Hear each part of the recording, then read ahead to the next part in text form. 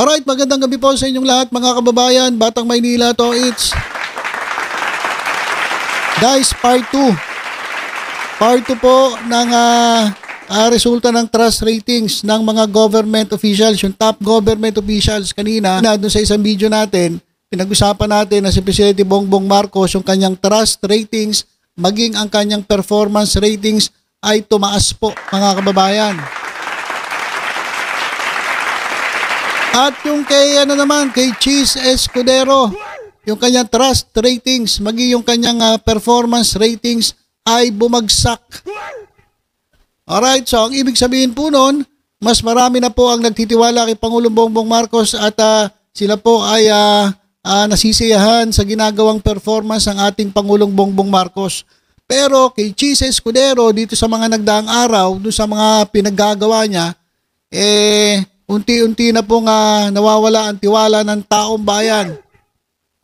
Dito kay Cheese Escudero, maging yung sa kanyang performance, mga kababayan. Kasi ang performance niya parang wala na eh. Hindi na po para sa taong bayan. Ang ginagawa niyang performance ay puro na pansarili. Para po sa kanyang pangarap at mapanatili ang kanyang pwesto bilang Senate President. Pinag-usapan natin kanina yung kanyang insertions, yung kanyang pork barrel ay idini-deny niya. Pero kitang-kita naman natin na talagang todo suporta yung mga 19 mga 18 kasama kasi Cheese dun eh. So yung mga kaalyado ni Duterte talaga namang saganang-sagana dito kay Cheese Escudero, kaya nga todo suporta yung mga tulonggis na yun kay Cheese bilang Senate President. So hindi po yan nagugustuhan ng taong bayan at wala na po silang tiwala kay Ham and Cheese. At hindi sila natutuwa sa ginagawa sa performance nitong Escudero. At ito yung part 2 mga kababayan. Kasama ni Cheese Escudero na bumabagsak po ang trust ratings at tiwala ng taong bayan at hindi na po believe sa performance ay walang iba kundi itong si Sara Duterte. Etong ating Vice Presidente. So si Cheese Escudero pabagsak, si Sara Duterte pabagsak na rin po. Ang trust ratings, wala na rin pong tiwala ang taong bayan. Performance-wise, wala namang performance. Paano mo i-rate ang performance sa isang tao na wala namang ginagawa? Walang performance eh. Ewan ko paano nagkaroon ng rate pa zero na nga ang performance, wala kang ginagawa, daging ang wala dito sa Pilipinas eh. Diba? Pero bago natin pag-usapan yan, dito muna tayo. Ayan mga kababayan. So kung si Presidente Bongbong Marcos ay tumaas ang ratings at ang trust ratings at performance ratings, ito din naman, si House Speaker Martin Romualdez, mga kababayan, ay tumaas ang kanyang performance ratings. Biruin mo, ngayon ay 59%. Yung kanyang performance rating. So, ibig sabihin, ang ating mga kababayan ay natutuwa po at satisfied po sa performance ni Speaker Martin Romualdez.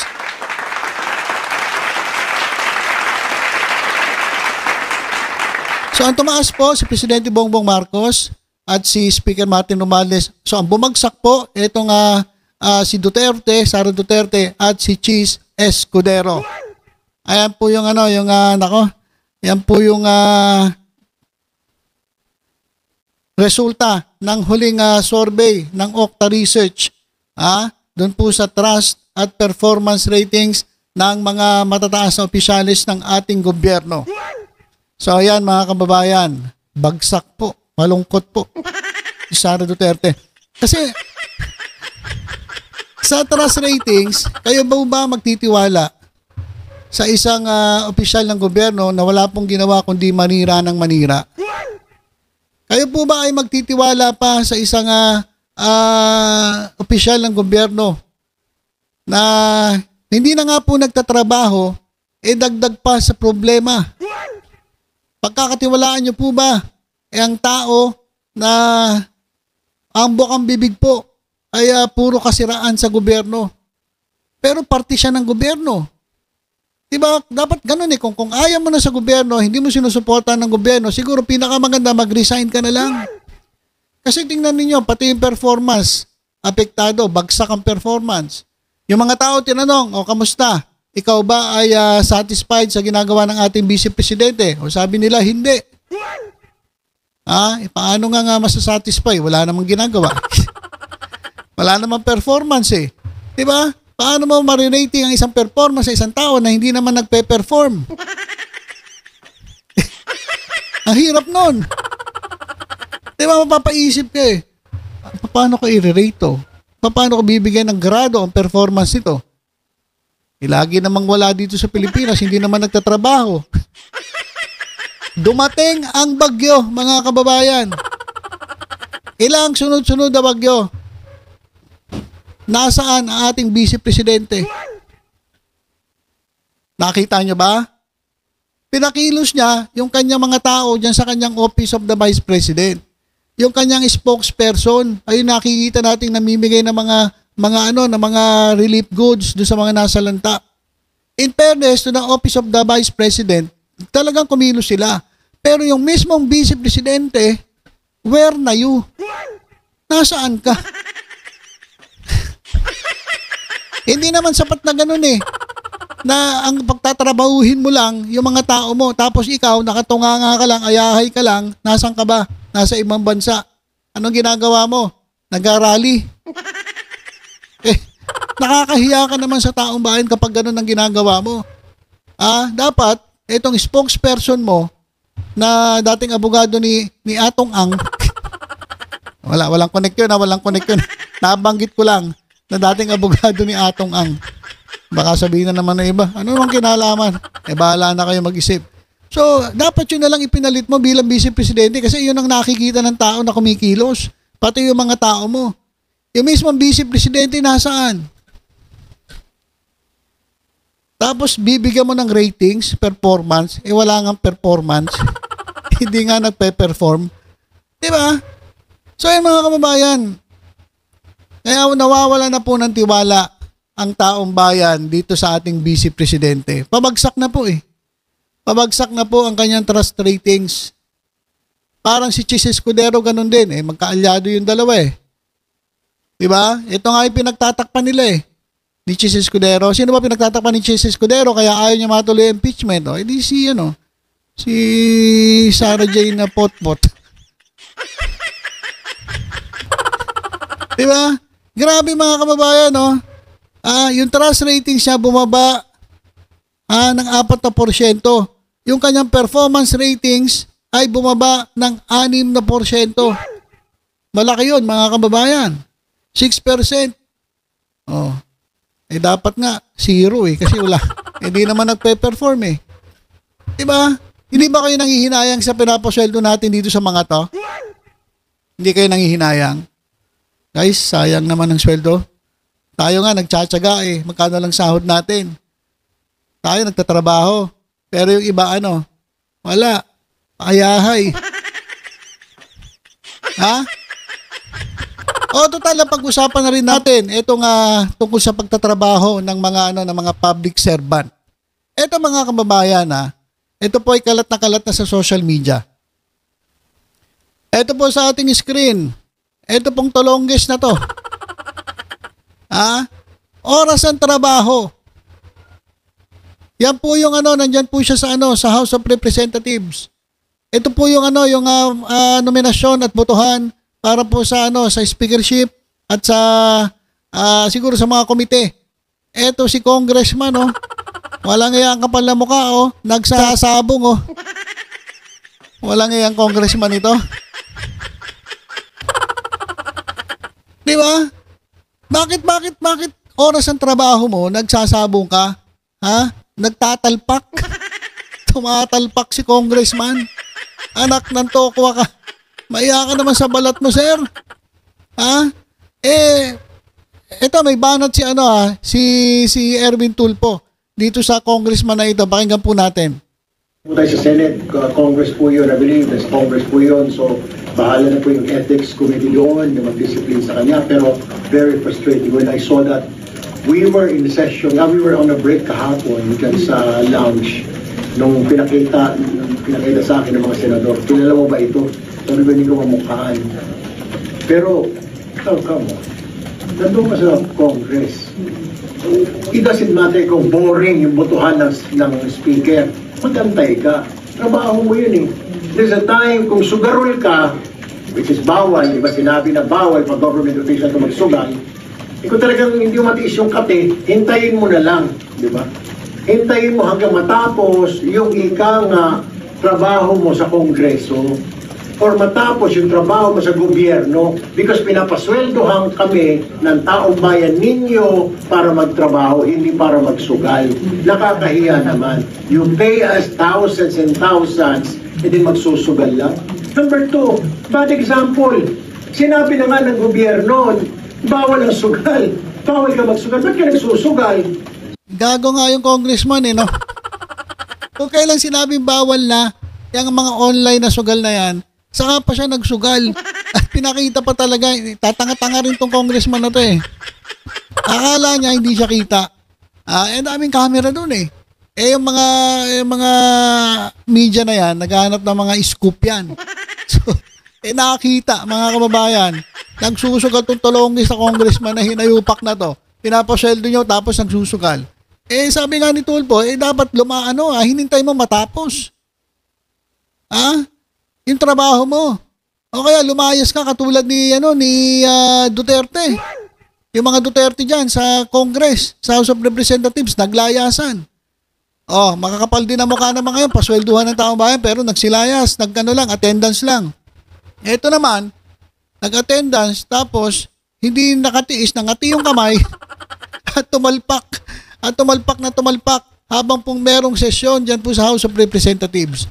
So, visit na visit si Erwin Tulfo. Walang hiya ka, kapal na mukha mo.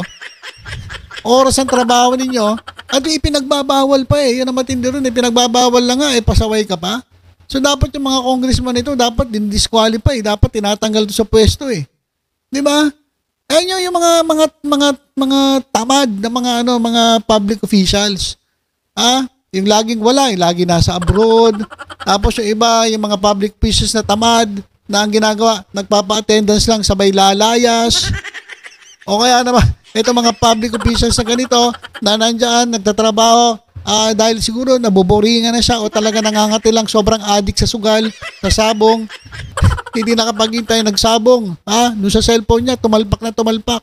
Yan po yung mga public officials na wala pong silbi. Yan po yung mga public officials na hindi po natin dapat pinagkakatiwalaan.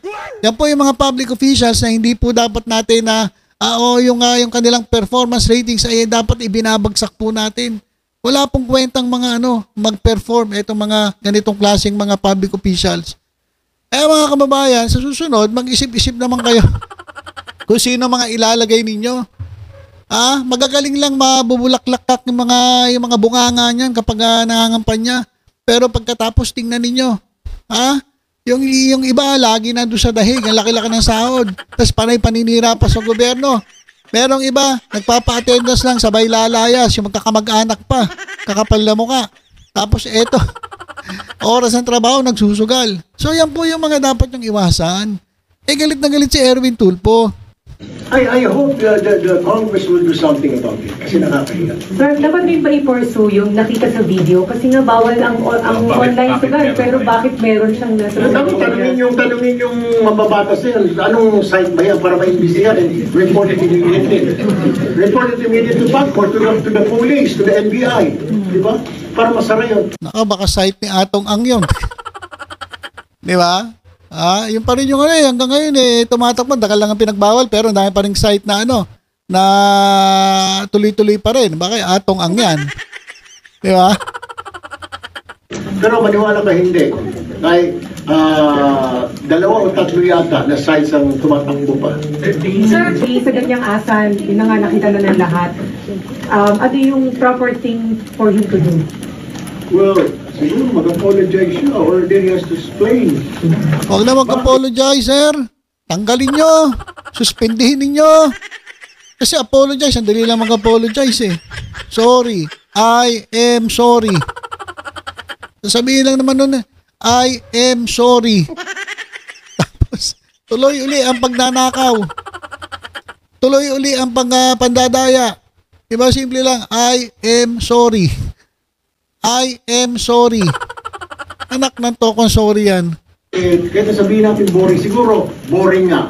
Dahil kanya-kanya nagtatayo, nagbutuhan nila kung bakit binoto si Speaker Romales. Pero, then you do your job, you stay there. Huwag ka naman magsugal. Dahil pinabayaran ka, pinapasweldo ka ng gobyerno, tapos susugal ka. What? Ay, Sir Erwin, sana mapansin mo rin. Total, binanggit mo na, nakita mo, nagsusugal. Dapat mapansin mo rin yung yung lumayas. Yung nagpa-attendance lang, tas biglang lumayas. Dapat mapansin mo rin yun. Ano ba dapat ang gawin doon sa mga ganong klaseng mga congressman? Total, napansin mo na eh. Pero nagsusugal. Yung mga yung mga paano yung mga lumayas, yung mga magkakamag-anak na biglang lumayas, nag-attendance lang.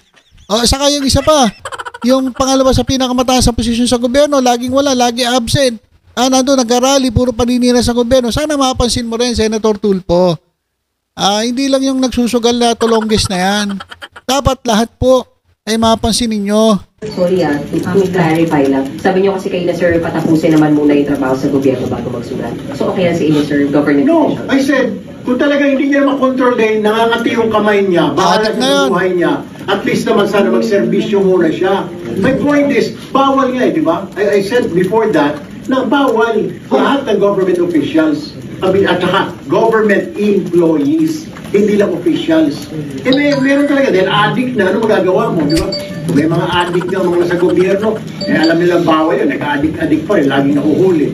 O malas nila, nahuli siya, di ba? Pero hindi ko sabi na, sang-ayon ako. Pero kung talagang hindi niya na makontrol yung kanyang kate, dapat trabahuin niya muna, doon siya magtago siya sa bahay niya, magsugal siya ng online gambling. Okay, so, yan po. Addict na yan. Hindi na mapigilan eh. Yung oras ng trabaho, ganon. Saka sir, yung mga lumalayas, nagpapa-attendance lang, batikusin nyo rin yun, kausapin nyo rin yun, baka pwedeng idaan sa mga ethics committee dyan. Pati rin yung mga yung mga government officials natin na wala namang ginagawa, puro lang paninira, wala pa dito sa bansa. Nako. Kaya ito mga kababayan, hindi po nakapagtataka itong trust ratings at performance ratings si Sara Duterte ay sumabit at bumagsak. Dahil po hindi na po natutuwa ang taong bayan. At dito naman kay Speaker Romualdez, congratulations sir. Tumaas po yung kanyang performance ratings at trust ratings. Maging ang ating Pangulong Bongbong Marcos tumaas din po. At si Sara Duterte bumagsak, pati na si Ham and Cheese bumagsak din po dahil sa mga pinagagawa niya. Kala namin matino. Yung pala, nasa loob pala ang kulo. Walang iyaka Ham and Cheese. Okay, so ilan po muna mga kababayan. Tutok-tutok lang po dito sa Batang Maynila. Ito ay sa iba pang updates. Ingat po tayong lahat. God bless po.